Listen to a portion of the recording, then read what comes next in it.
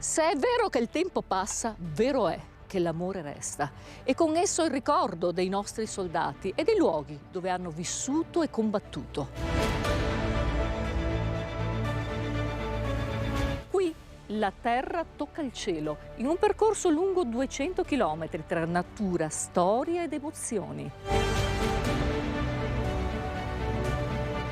Dedicata con onore l'Alta Via della Grande Guerra.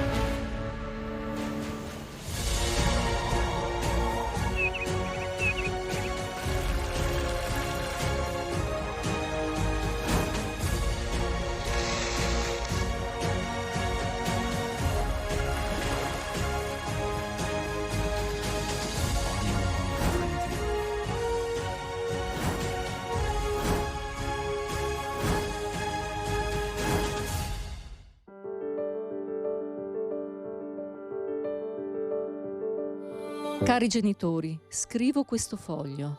Sento in me la vita che reclama la sua parte di sole. Sento le mie ore contate. Fra 5 ore qui sarà un inferno. Fremerà la terra, s'oscurerà il cielo. Rombi e boati risuoneranno fra questi monti. Vorrei dirvi tante cose. Vi amo tutti, tutti. Darei un tesoro per potervi rivedere, ma non posso. Un figlio morto in guerra non è mai morto. Il mio nome resti scolpito nell'animo dei miei fratelli, il mio abito militare, la mia fidata pistola gelosamente conservati. Stiano a testimonianza della mia fine gloriosa. Parlate loro di me, sforzatevi di risvegliare in loro il ricordo di me, che è doloroso il pensiero di venire dimenticato da essi. A voi mi rivolgo. Sacra è la religione dei morti, siate buoni. Il mio spirito sarà con voi sempre.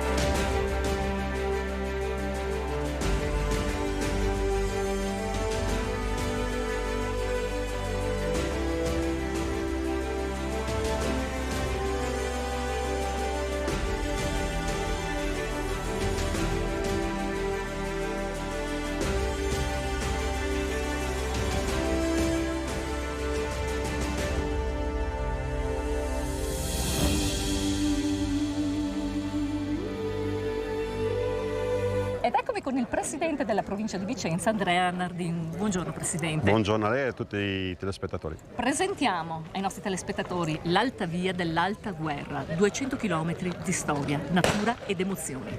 Sì, l'Alta Via della Grande Guerra è un percorso importante che lo è soprattutto per me come Presidente della provincia e per la provincia di Vicenza, perché unisce i 4 sacrari, unisce 4 elementi importanti della nostra storia, sono gli stessi che sono nello stemma della nostra provincia, quindi questo è un elemento di valore che unisce ancora di più la provincia di Vicenza a questa Alta Via.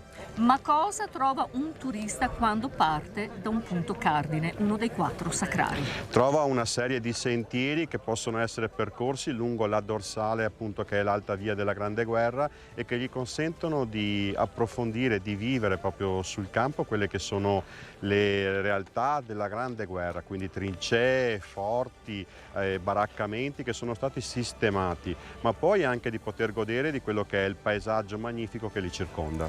Possiamo dire un percorso a 360 gradi per tutte le età, sia per le vecchie che per le nuove generazioni. Sì, un percorso che ci consente di modulare le diverse difficoltà sia per alpinisti, camminatori più esperti, ma anche per camminatori, diciamo così, che hanno un passo più lento e quindi che vogliono godersi di più la natura. Tante sono state le sorprese in questi anni di lavori. Sì, sorprese che hanno consentito di ritrovare anche cose importanti e hanno dato ancora maggior valore a questi lavori fatti dai volontari e dalle tante persone che si sono avvicendate sui vari cantieri. Le Prealpi vicentine sono un territorio dove la natura si intreccia con la storia e la memoria, dove è custodito uno dei più grandi patrimoni della Grande Guerra, fatto di trincee, forti, camminamenti, sentieri ed emozioni. A partire dal 2001 questo vero e proprio museo all'aperto della Grande Guerra è stato oggetto di interventi di recupero e valorizzazione grazie ai fondi messi a disposizione dal Ministero dei Beni Culturali. Un lavoro che la provincia di Vicenza, l'Unione Montana Spettabile Reggenza dei 7 comuni, con la Regione Veneto e 24 comuni del territorio hanno deciso di mettere in rete realizzando l'Alta Via della Grande Guerra delle Prealpi vicentine. Al centro del progetto i 4 sacrari militari che sono anche il simbolo dello stemma della provincia di Vicenza: Pasubio, Cimone, Asiago, Grappa. Dall'Alta Via della Grande Guerra si diramano oltre 200 chilometri di sentieri che permettono di raggiungere i vari siti di interesse, le reti museali dell'Ecomuseo Grande Guerra, i sacrari militari, musei, le fortezze italiane come Forte Corbin, Forte Campolongo, Forte Interrotto, Forte Verena, in un percorso escursionistico di valenza storica, culturale e ambientale. Le guerre hanno la grande capacità di dividere, ma questo percorso ha la capacità di unire. Come? È un percorso che si racconta di storia, racconta di un territorio, racconta di radici profonde ancora nelle nostre montagne, dove ancora dormono molti soldati che ancora non sono stati recuperati. Racconta di emozioni, racconta di un territorio che è stato coinvolto in eventi bellici, drammatici, ma racconta anche di un ambiente meraviglioso, si racconta. L'invito che facciamo a chi accompagna, in modo particolare i più giovani, è quello di insegnargli ad ascoltare, non solo a sentire, a vedere, non solo a guardare, perché queste montagne raccontano tanto.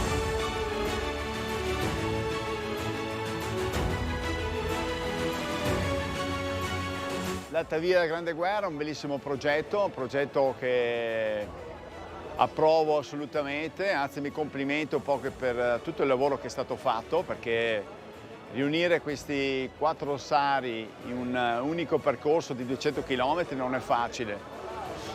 Per cui è anche un invito non solo a conoscere il nostro territorio, ma un invito anche a camminare, che è la cosa più bella che si possa fare in montagna.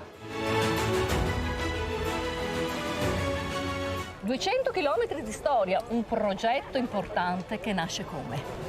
Nel 2014 l'ora Equità Montana ha presentato un progetto in Regione Veneto e è stato finanziato per 650.000 euro. Un progetto nato in sinergia con tutti i comuni dell'altopiano e grazie anche con la copartecipazione economica della provincia di comuni interessati siamo arrivati a 950.000 euro di progetto esecutivo e è riuscito a collegare i 4 sacrari delle montagne, quindi Pasubio, Cimone, Asiago e Grappa.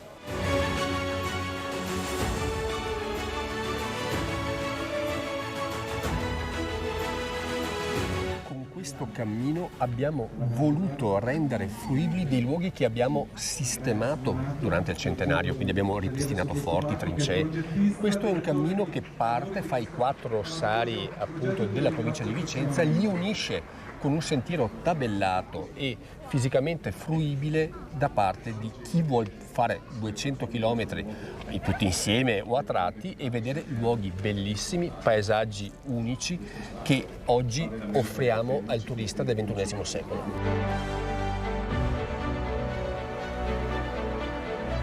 Durante i lavori c'è stato più di qualche sorpresa e ne parliamo con Andrea Simeonato, progettista dell'Alta Via della Grande Guerra. Buongiorno architetto. Buongiorno a voi, tanto grazie dell'invito. È ovvio che un progetto che coinvolge 1/3 del territorio della provincia di Vicenza con innumerevoli cantieri ha comportato durante i nostri sopralluoghi, le nostre verifiche di rito, il ritrovamento di ex cimiteri militari che non si pensava ci potessero essere. E l'esperienza di questi anni ci ha fatto capire le tipologie, come potevano essere, dove potevano essere localizzati, subito dietro le prime linee, ma soprattutto ci ha fatto capire l'essenza di queste prime sepolture, quelle che noi chiamiamo i recinti sacri, dove hanno trovato riposo eterno i soldati caduti nelle prime linee dopo ovviamente i cruenti combattimenti che hanno visto tutta la montagna vicentina protagonista dall'inizio alla fine della Grande Guerra.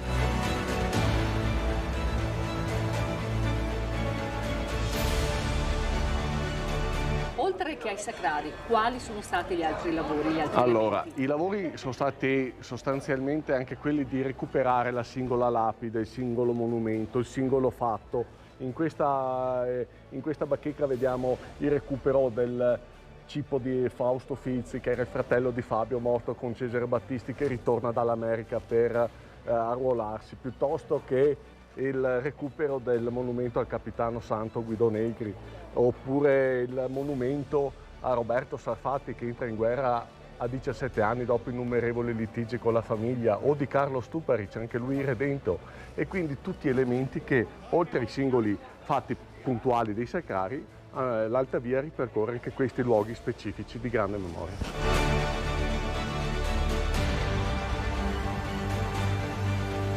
Non possiamo immaginare cosa voglia dire lavorare a quote importanti senza avere nulla, senza acqua, senza elettricità.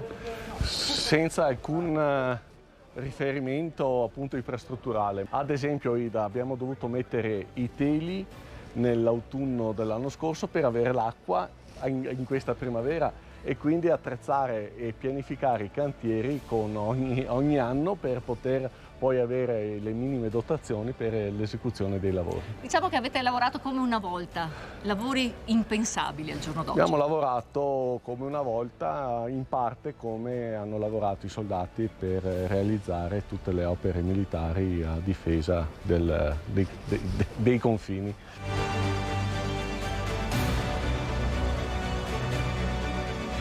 Un campo riprodotto nei minimi particolari, esattamente come era una volta al tempo di guerra. I visitatori che arrivano lo trovano qui. Sì, abbiamo riprodotto un accampamento alpino esattamente con i materiali come erano allora, quindi rigorosi. Anche le divise sono rigorose, riprodotte da sarti di adesso con però i modelli di allora. Quindi abbiamo riprodotto tutto perché il visitatore possa godere e capire com'era la vita del soldato allora. Ad esempio la divisa era in lana, una lana abbastanza spessa, si portava d'inverno, d'estate. Come si portava una divisa di guerra? Una divisa di guerra era questa. Vediamo, quello che salta più all'occhio sono le fasce gambiere, le fasce che andavano praticamente a fasciare proprio tutta la parte che dallo scarpone arrivava al ginocchio ad inglobare poi i pantaloni.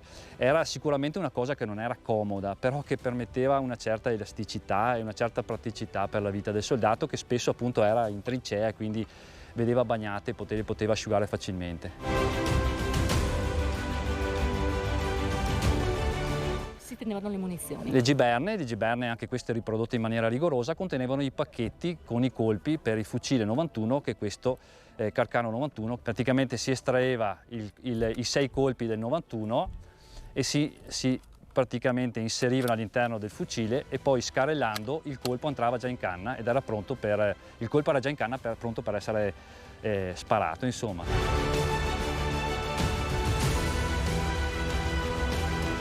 Tra poco nella rievocazione potremo sentire anche il suono riprodotto di una mitragliatrice, sì, perché era un suono potente. Era un suono impotente, sono mitragliatrici Fiat riprodotte in maniera rigorosa, anche queste prese da modelli reali che quindi poi sono state riprodotte sia dal piedistallo che poi nella parte, vedete, di funzionamento. Un'altra cosa interessante è il Bettica, il lanciatorpedini Bettica, che era uno strumento che permetteva di lanciare questi tubi che finivano nei reticolati avversari per aprire i varchi. Erano dei tubi di gelatina che erano molto efficaci in questa attività.